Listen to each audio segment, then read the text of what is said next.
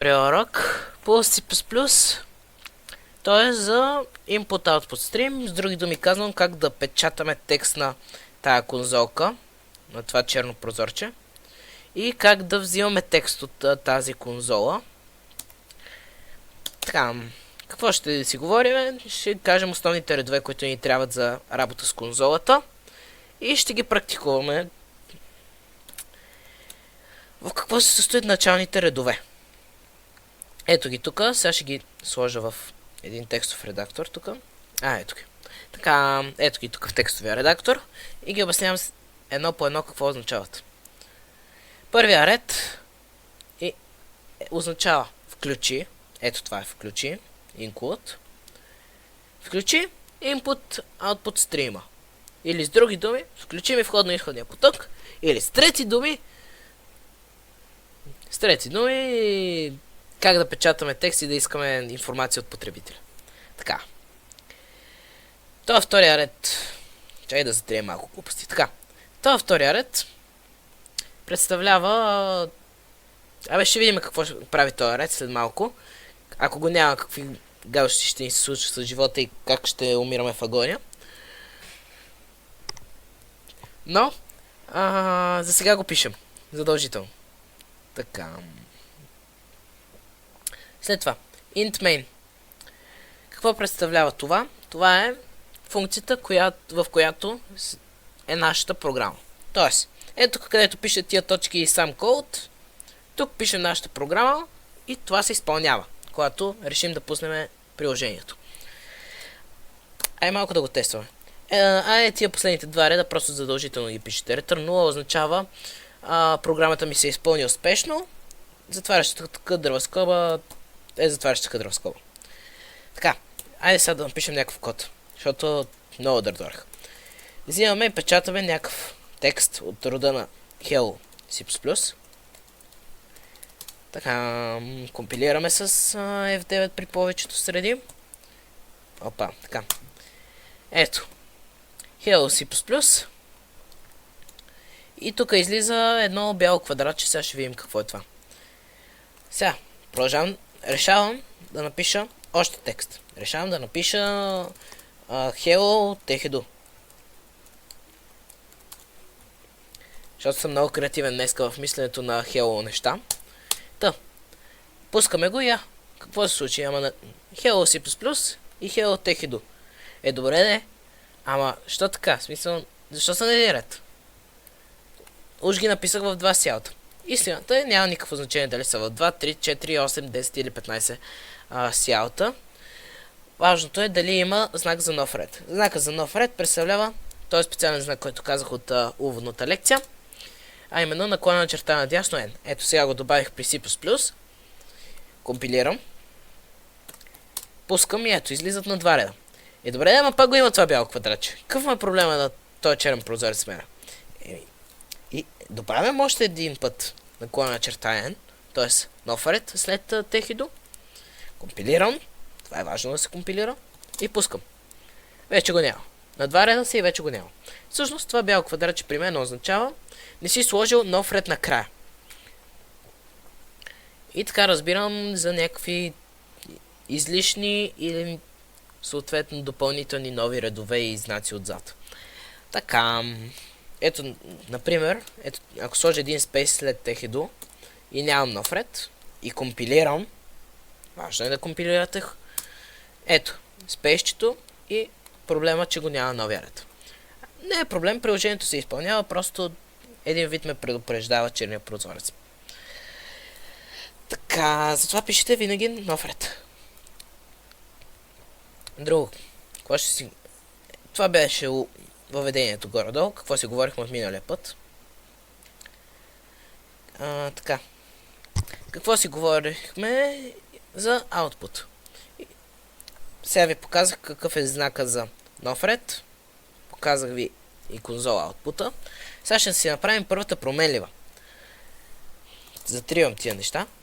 Ще ви ги оставя като коментар, да можете да си ги гледате после. Коментар може би не съм казвал. Сега ще го кажа.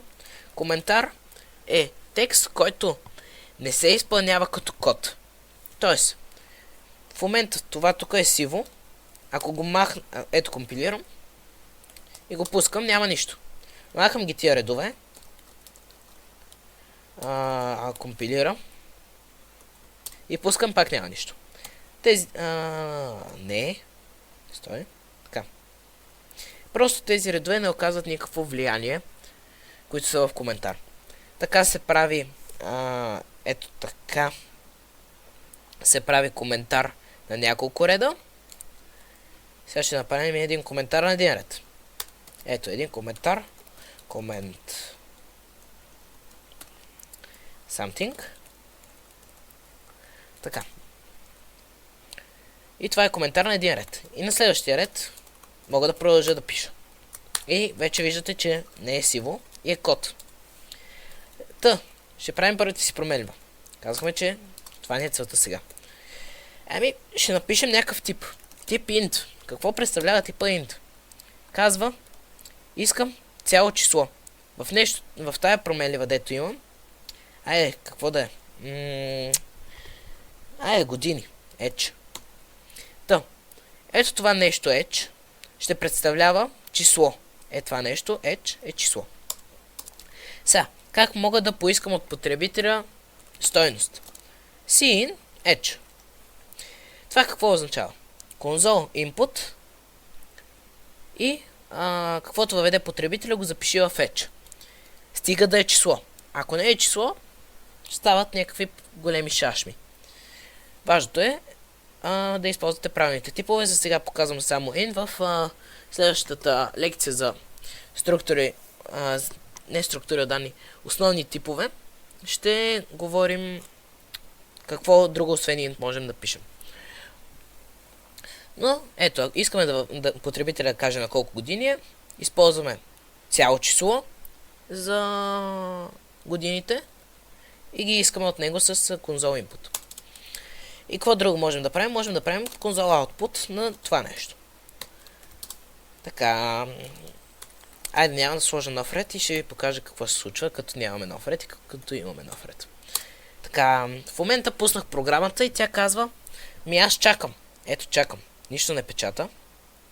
Добре, не мога да рисувам, защото не съм художник, аз съм програмист. Но, ето виждате, че чака от мене нещо. И аз ще му кажа сега, че съм на 14. И ето какво стана. Изведе ми 14. Защо ми изведе 14? Защото ето тук в този син въведох 14.